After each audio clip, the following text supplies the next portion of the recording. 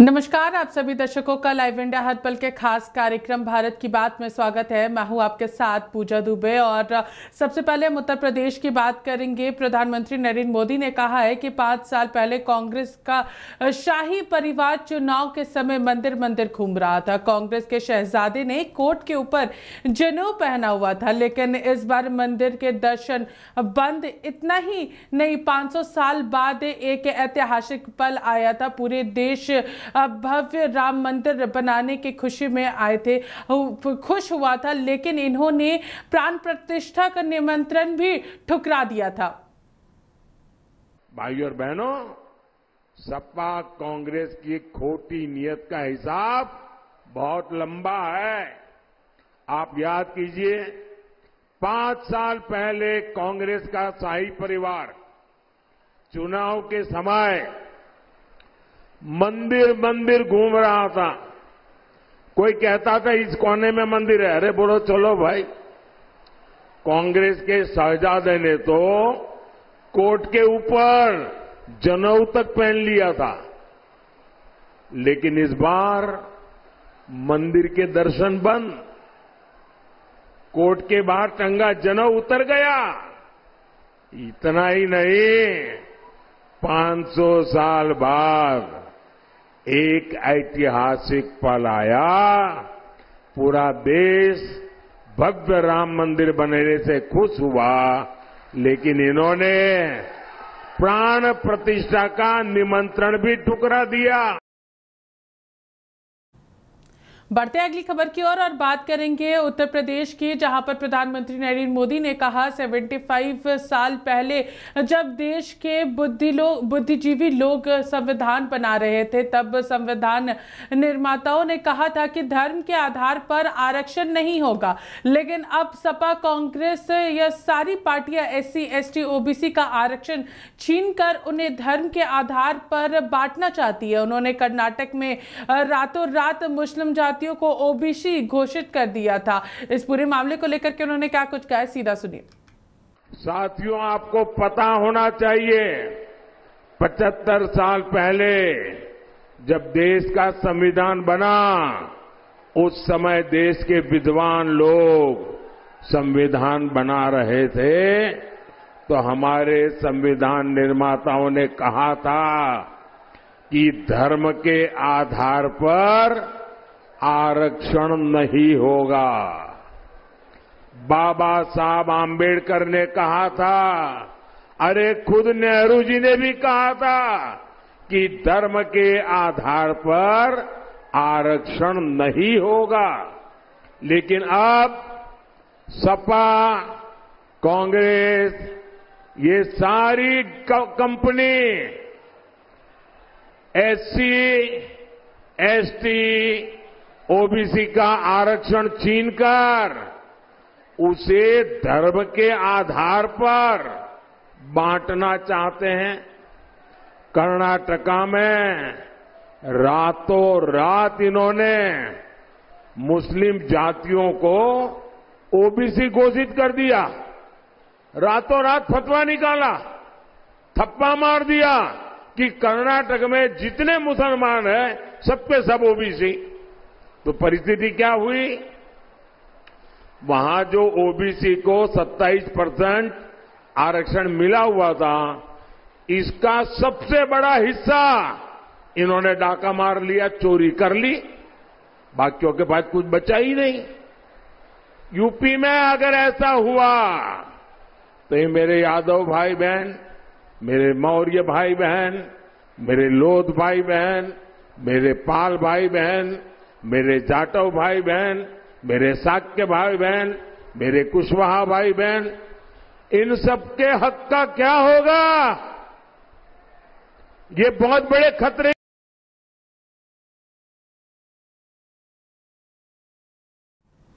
बढ़ेंगे अगली खबर की ओर और बात करेंगे तेलंगाना की, जहां पर कांग्रेस सांसद राहुल गांधी ने जनसभा को संबोधित करते हुए कहा, यह पहला ऐसा चुनाव है जिसमें कांग्रेस पार्टी और इंडिया गठबंधन संविधान की रक्षा कर रही है और भाजपा के लोग संविधान को बदलना खत्म करना चाहते हैं। अगर देश में गरीबी, पिछड़ों, दलित और आदिवासियों को कुछ मिला तो संविधान के कारण मिला है। सुनिए क्या कुछ कह रहे हो। चुनाव जो है ये पहला ऐसा चुनाव है जिसमें कांग्रेस पार्टी और इंडिया गठबंधन संविधान की रक्षा कर रहे हैं और बीजेपी के लोग संविधान को बदलना चाहते हैं, खत्म करना चाहते हैं।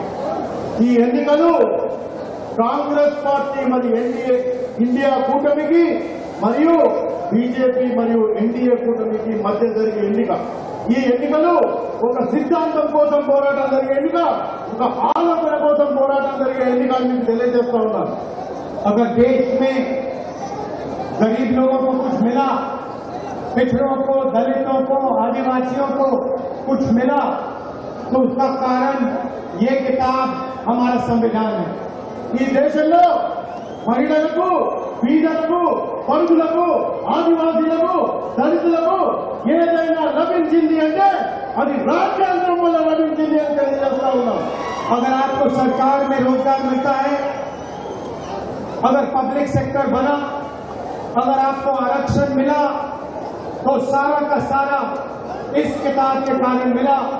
इस किताब से पहले आपके लिए हिंदुस्तान में कोई अधिकार नहीं थे।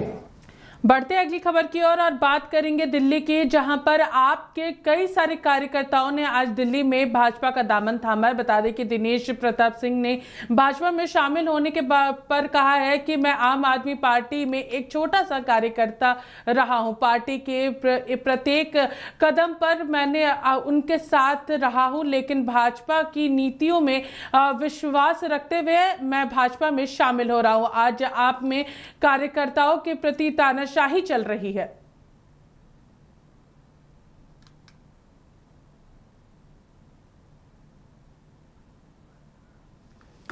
पहला चलेगा फिर।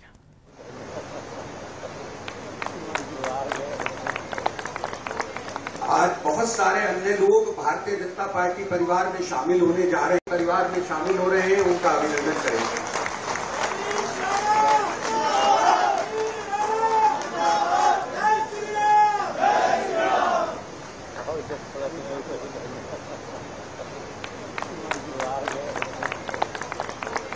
आज बहुत सारे अन्य लोग। इसी खबर में आगे अगर हम चर्चा करेंगे तो दिल्ली भाजपा अध्यक्ष वीरेंद्र ने कहा कि आज दिनेश प्रताप सिंह भाजपा में शामिल हुए हैं। वे उनके यानी कि आप राष्ट्रीय परिषद के सदस्य हैं, 2 राज्यों के। यहाँ पर उन्होंने कहा है कि इतने कद्दावर नेता इसीलिए पार्टी छोड़कर आ रहे हैं क्योंकि आम आदमी पार्टी की कथनी और करनी में फर्क दिख रहा है। बिल्कुल सही कहा आपने। मैं आम आदमी पार्टी में छोटे से कार्यकर्ता के तौर पे भीड़ का हिस्सा होने के बाद, उसके बाद मैं पार्टी में लोकसभा अध्यक्ष की जिम्मेदारी के साथ मैं गुजरात, मध्य प्रदेश और हरियाणा का सहप्रभारी के तौर पे मैं काम कर चुका हूं और पार्टी की गतिविधियों में जो भी पार्टी आज राष्ट्रीय पार्टी बनी है, प्रत्येक कदम में मैं पार्टी के साथ रहा हूं। लेकिन आज मैं बहुत भारी मन से उस पार्टी को छोड़ के भारतीय जनता पार्टी में या भारतीय जनता पार्टी की नीतियों में अपना विश्वास रखते हुए बहुत सारी वहाँ की जो तानाशाही है, जिस प्रकार से आज आम आदमी पार्टी के अंदर कार्यकर्ताओं के प्रति तानाशाही चल रही है, लैपटॉप सिस्टम लागू हो गया है, वहाँ पर पेड लोग काम कर रहे हैं, पेड लोग थोड़ी थोड़ी तनख्वाह पे काम करते हुए जो आज पार्टी में काफ़ी समय से अपना काफ़ी योगदान दे चुके हैं, उनको मॉनिटर कर रहे हैं। और मुझे ये नहीं पता कि जिन लोगों को वहाँ से तनख्वाहें दी जा रही हैं उसका कोर्स कौन सा है, किस प्रकार से कौन सी राजनीति का हिस्सा है ये, कि भारत देश के इतिहास में चाहे कांग्रेस हो, चाहे भाजपा हो, चाहे अन्य कोई पार्टियां रही हों, लेकिन अभी तक ऐसा कहीं देखने को नहीं मिला है कि तनख्वाहों पे लोग कार्यकर्ता के तौर पे काम कर रहे हैं। कार्यकर्ता आप खुद सुन रहे थे कि वो क्या कह रहे थे। और आज जो दिनेश प्रताप सिंह शामिल हुए तो उनकी राष्ट्रीय परिषद के सदस्य भी हैं, 2 राज्यों के पर्यवेक्षक रहे हैं। अगर इतने कद्दावर नेता इसलिए छोड़कर आ रहे हैं कि आम आदमी पार्टी का चरित्र जो कहने और करने में फर्क दिख रहा है वो सब लोगों को दिखाई दे रहा है। और कोई भी व्यक्ति देश के दुश्मनों के साथ खड़ा नहीं होना चाहता, ये उन्होंने खुद कहा है। तो ऐसे जितने भी सब भारतीय उन सबका मैं स्वागत करता हूँ। जी सर, आज दिल्ली तमिल इसी खबर में अगर हम आगे चर्चा करेंगे, उत्तर पूर्वी दिल्ली से भाजपा उम्मीदवार मनोज तिवारी ने कहा है कि आज आम आदमी पार्टी के दिनेश प्रताप सिंह, प्रवीण राणा, विनोद और साथ ही साथ कई नेताओं ने आज बीजेपी का दामन थामा है। इसीलिए कहा है कि आप पर इतना ही भरोसा था तो वो छोड़कर क्यों आते। आज आम आदमी पार्टी के तरफ से दिनेश प्रताप सिंह और प्रवीण राणा, विनोद मुदगल, राजीव यादव, मुकेश सिन्हा, इन लोगों ने भारतीय जनता पार्टी ज्वाइन कर लिया है। और इनके भारतीय जनता पार्टी ज्वाइन करने का जो इन्होंने कारण बताया है कि आम आदमी पार्टी से इन लोगों को बड़ा भरोसा था, लेकिन जब से टुकड़े टुकड़े गैंग के साथ चली गई है आम आदमी पार्टी, इनका दिल टूटा है। और मुझे लगता है ये दिल्ली के हर उस कार्यकर्ता की कहानी है जो कन्हैया कुमार जैसे टुकड़े टुकड़े विचार के नेतृत्व करने वाले लोगों को प्रत्याशी बनाने के बाद हुआ है। और मुझे पूरा विश्वास है कि ये तो कुछ हमारे कमल जी सहरावत जी के क्षेत्र के हैं, मुकेश सिन्हा जी कुछ हमारे क्षेत्र के हैं, लेकिन पूरे दिल्ली के लोगों का यही भाव है कि अगर अरविंद केजरीवाल जी की फोटो कन्हैया कुमार के साथ लग गई, राहुल गांधी और अरविंद केजरीवाल मिलकर कन्हैया कुमार के साथ फोटो लगाते हैं, तो शायद दिल्ली का कोई भी कार्यकर्ता अब इसको स्वीकार नहीं करेगा। इस पूरी खबर को लेकर के हमारे साथ हमारे सहयोगी सत्येंद्र जुड़े हुए हैं, जो उनसे हम लोग चर्चा करेंगे। सत्येंद्र, आपको एक बड़ा झटका लगा है, लगातार उनके कई कार्यकर्ता जो हैं उन्होंने यहाँ पर पार्टी छोड़ बीजेपी का दामन थामा है। क्या कुछ कहिएगा इसको लेकर के? चुनाव से पहले इस तरीके की घटनाएं देखने को मिल रही है। बिल्कुल पूजा, ऐसे में लगातार कई जो पार्टियां हैं वो लगातार भारतीय जनता पार्टी में उनके जो कार्यकर्ता हैं या फिर पदाधिकारी हों लगातार शामिल होते जा रहे हैं। इसी के साथ लोकसभा चुनाव से पहले भारतीय जनता पार्टी में आम आदमी पार्टी के दिनेश प्रताप सिंह के साथ में कई लोग शामिल हुए हैं और ये बड़ा झटका आम आदमी पार्टी को लगा है। पार्टी के नेशनल काउंसिल के मेंबर दिनेश प्रताप सिंह बीजेपी में शामिल हुए हैं और वे 2 राज्यों के पर्यवेक्षक रह चुके हैं। दिल्ली बीजेपी अध्यक्ष वीरेंद्र सचदेव ने दिनेश प्रताप के बीजेपी में शामिल होने की घोषणा की है। उन्होंने कहा है कि दिनेश प्रताप जैसे बड़े नेता पार्टी छोड़ रहे हैं क्योंकि आम आदमी पार्टी की कथनी और करनी में फर्क है और उनका कहना है कि कोई भी देश के दुश्मनों के साथ खड़ा नहीं होना चाहता है और इसीलिए आम आदमी पार्टी के आज तमाम कार्यकर्ताओं ने भारतीय जनता पार्टी का हाथ थामा है। और उन्होंने कहा है कि इस दौरान दिनेश प्रताप सिंह के साथ में कई और नेता भी इस दौरान आम आदमी पार्टी से जो है भारतीय जनता पार्टी में शामिल हुए हैं। आप नेता दिल्ली भाजपा अध्यक्ष वीरेंद्र सचदेवा और उत्तर पूर्व और पूर्वी दिल्ली के भाजपा उम्मीदवार मनोज तिवारी की उपस्थिति में भाजपा में शामिल हुए हैं ये। और दिल्ली बीजेपी अध्यक्ष वीरेंद्र सचदेवा ने कहा है कि आज दिनेश प्रताप भाजपा में शामिल हुए हैं। कहीं ना कहीं बड़ा झटका जो है इस पूरे प्रकरण से देखा गया, क्योंकि जब लोकसभा चुनाव के बीच एक से एक करके और तमाम जो पार्टियों के जो लोग हैं जब वो टूटने लगते हैं और तमाम प्रमुख दलों में शामिल होने लगते हैं तो हम इसको इस दौरान जो राजनीतिक दृष्टि से अगर देखें तो एक बड़ा झटका माना जाता है। और यही झटका जो है दिनेश प्रताप सिंह के आम आदमी पार्टी से निकलकर भारतीय जनता पार्टी में शामिल होने के बाद पूजा देखा जा रहा है। आपकी ओर से कई सारी बातें जो है वो कही जा रही है और जिस तरीके से यहाँ पर कहा गया है कि कार्यकर्ताओं के साथ तानाशाही जो है वो करती हुई नजर आ रही है आप पार्टी के अंदर में, यानी कि अरविंद केजरीवाल के जेल जाने के बाद की अगर बात करेंगे, फिलहाल वो न्यायिक हिरासत में है, तो उसके बाद आप कार्यकर्ताओं में तानाशाही जो है वो दिखाते हुए नजर आ रहे, क्या कुछ कहिएगा इसको लेकर? देखिए, ये आम आदमी पार्टी के जब अरविंद केजरीवाल जेल गए और उसके बाद से लगातार तमाम जो आम आदमी पार्टी के लोग हैं उनको हम तानाशाह नहीं कहेंगे, लेकिन ये जरूर है कि कुछ कलह जरूर इनकी रही होगी। और जब जेल जाने के बाद तमाम चीजें निकल कर आ रही हैं तो कहीं ना कहीं वो चिड़चिड़ापन इनका तानाशाह दिख रहा है। और मुझे लग रहा है वो कोई भी पार्टी हो और इस तरीके के उनके जो सबसे बड़े नेता सुप्रीमो अगर जेल चले जाएं तो तमाम कार्यकर्ता बौखला ही जाते हैं, और वो चाहे तानाशाही लगे चाहे उनका चिड़चिड़ापन का रिएक्शन दिखे। तो पूजा ऐसे समय पे ये चीजें देखी जाती हैं, वही आम आदमी पार्टी के कार्यकर्ताओं में या उनके पदाधिकारियों में देखी जा रही है, और जिसकी वजह कहीं ना कहीं वो जो है आम आदमी पार्टी से तमाम लोगों के टूटने की जो खबरें हैं, तमाम जो लोग भारतीय जनता पार्टी में या अन्य दलों में शामिल हो रहे हैं, वो सब यही है। कहीं ना कहीं चिड़चिड़ेपन से उनकी कमजोरियां भी दिख रही हैं और उनकी जो गलत चीजें थी वो भी कहीं ना कहीं सामने आई हैं। पूजा, सत्येंद्र, आप हमारे साथ बने रहिए, हम फिर आपके साथ जुड़ेंगे। बढ़ते हैं अगली खबर की ओर और चर्चा करेंगे। कांग्रेस नेता राधिका खेड़ा ने पार्टी की प्राथमिक सदस्यता से इस्तीफा दे दिया है। बता दें कि दिल्ली से उन्होंने कांग्रेस से अपने इस्तीफे पर राधिका खेड़ा ने कहा है कि रामलला की जन्मभूमि श्री अयोध्या धाम हम सभी के लिए बहुत पवित्र स्थल है और मैं खुद को वहां जाने से रोक नहीं सकी, लेकिन वहां जाने का मुझे इतना विरोध सहना पड़ रहा है यह मैंने कभी सोचा नहीं था। मेरे साथ छत्तीसगढ़ प्रदेश कांग्रेस कार्यालय में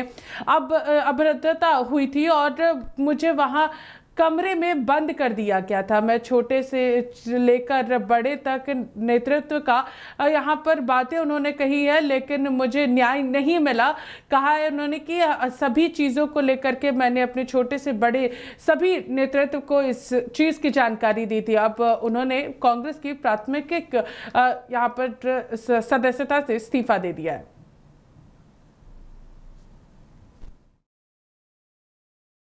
आज तक ये सत्य है, कटु सत्य है कि जब जब किसी ने धर्म का साथ दिया है तो उसका विरोध हुआ है। चाहे हिरण्यकश्यप जी हो, चाहे रावण से लेकर कंस तक, ये सब उदाहरण है कि किस तरीके से जब जब धर्म का साथ दिया जाता है तो उन लोगों का विरोध किया जाता है। श्री अयोध्या धाम रामलला की जन्मभूमि हम सब हिंदुओं के लिए बहुत ही पवित्र स्थली है और मैं वहाँ दर्शन करने से अपने आप को रोक नहीं पाई, लेकिन वहाँ जाने का विरोध इस कदर मुझे सहना पड़ेगा मैंने अपने जीवन में कभी नहीं सोचा था।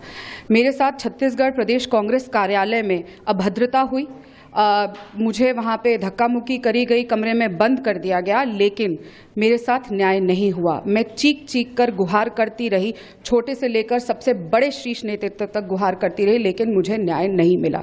और सिर्फ इसलिए नहीं मिला क्योंकि मैं राम मंदिर होकर आई, मैं राम लल्ला के दर्शन कर कर आई और मैं अपने आप को इस बात से रोक नहीं पाई। जिस दिन से 25 अप्रैल को मैं राम लल्ला के दर्शन करते आई हूँ, मुझे निरंतर विरोध का सामना करना पड़ रहा है पार्टी से, और वो विरोध अब मुझे न्याय के हक से दूर कर देगा और मुझे न्याय नहीं दिया जाएगा। ऐसा होगा प्रभु श्री राम के दर्शन करने के लिए इस तरीके के मेरे साथ व्यवहार और बर्ताव किया जाएगा, मैंने नहीं सोचा था। 22 साल मैंने इस पार्टी में रहकर सेवा करने का काम किया है। NSUI से लेकर AICC मीडिया नेशनल कोऑर्डिनेटर प्रवक्ता होने के नाते मैंने कार्य किए हैं और पूरी निष्ठा से और काम किया है, लेकिन आज जब मुझे न्याय की ज़रूरत थी तो पार्टी चुप थी और मुझे कह दिया गया कि चुप रहो और कोई तुम्हें न्याय नहीं मिलेगा। तो बहुत दुख के साथ, बहुत पीड़ा के साथ आज मुझे अपने पार्टी पद से, प्राथमिक सदस्यता से मैंने इस्तीफा दिया है, लेकिन मुझे पूरा यकीन है कि राम लल्ला मुझे न्याय ज़रूर देंगे। मैंने ज्वाइनिंग को लेकर भी विचार जी बिल्कुल नहीं, ऐसा नहीं है। मैं अभी सिर्फ न्याय की लड़ाई लड़ रही हूँ और मेरी लड़ाई कायम रहेगी। लड़की हूँ, लड़ रही हूँ और अंत तक न्याय के लिए लड़ती रहूंगी। और मुझे राम लल्ला में पूरा विश्वास है कि जिनके यहाँ मैं दर्शन करके आई हूँ और उसके बाद मेरे साथ जो ऐसी चीज़ हुई है वो ही मेरा।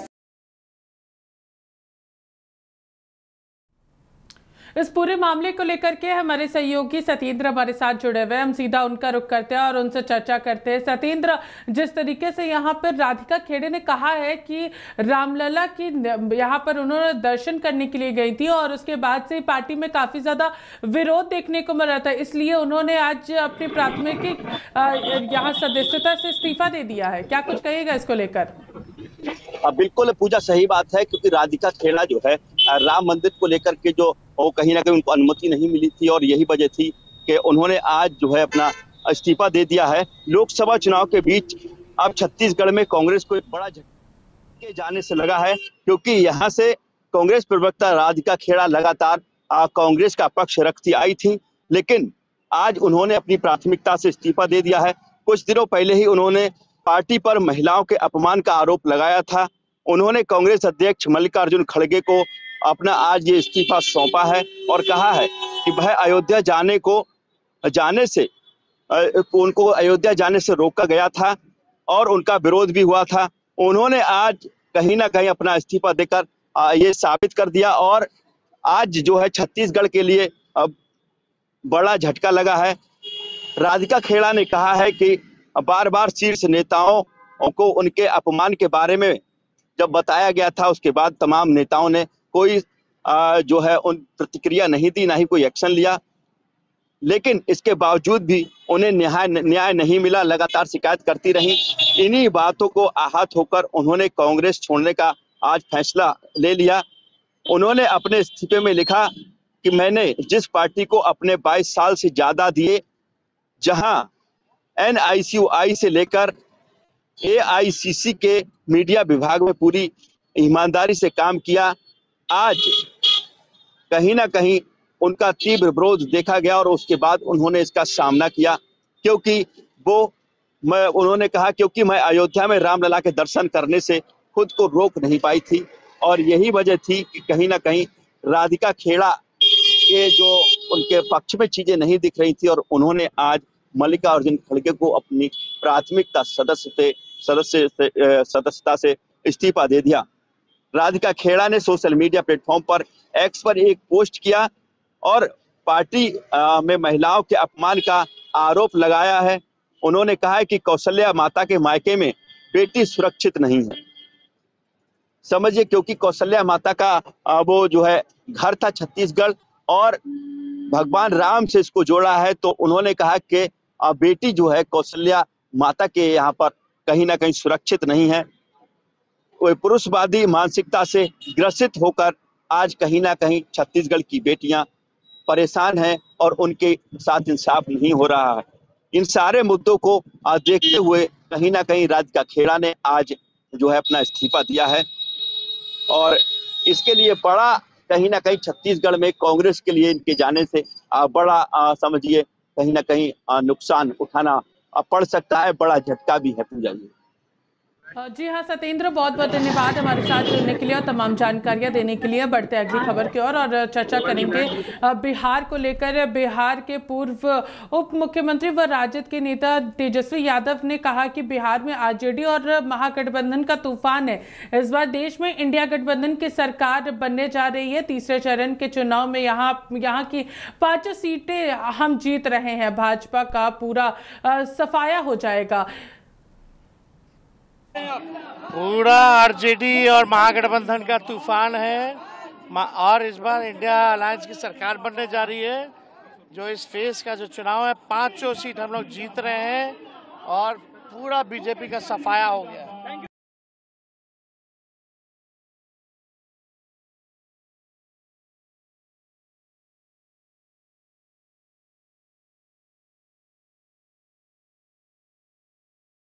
इस पूरे मामले को लेकर के हमारे साथ हमारे सहयोगी संजय जुड़े हुए हैं, जो कि झंझारपुर में मौजूद हैं और लगातार वहां से सुबह से ही सारी चीजें जो है वो लेकर के आ रहे थे। संजय, हम आपसे जानना चाहेंगे तीसरे चरण को लेकर के आरजेडी के नेता ने साफ तौर पर कहा है तेजस्वी यादव ने कि इस बार इंडिया गठबंधन सरकार बनाने जा रही है और तीसरे चरण में जो बिहार में वोटिंग होने वाली है वो पूरी की पूरी सीट जो है वो आरजेडी यानी कि इंडिया गठबंधन के खाते में जाएगी। क्या कुछ कहिएगा इसको लेकर संजय?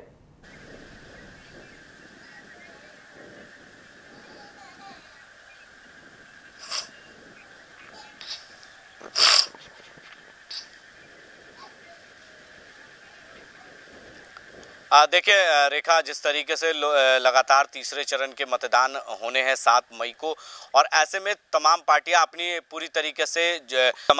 अपने अपने दावे किए जा रहे हैं। चाहे वो कोई भी पार्टी हो, बीजेपी हो, जेडीयू हो, आरजेडी हो, कांग्रेस हो, सभी के ये दावे हैं कि हम जीत रहे हैं। लेकिन जब 4 जून को नतीजे आएंगे तभी पता चल पाएगा। लेकिन जनता का कहीं ना कहीं मूड इस बार बदला नजर, जो 2014 और 19 में देखने को मिला था वो लहर, मोदी लहर नहीं देख रहा है।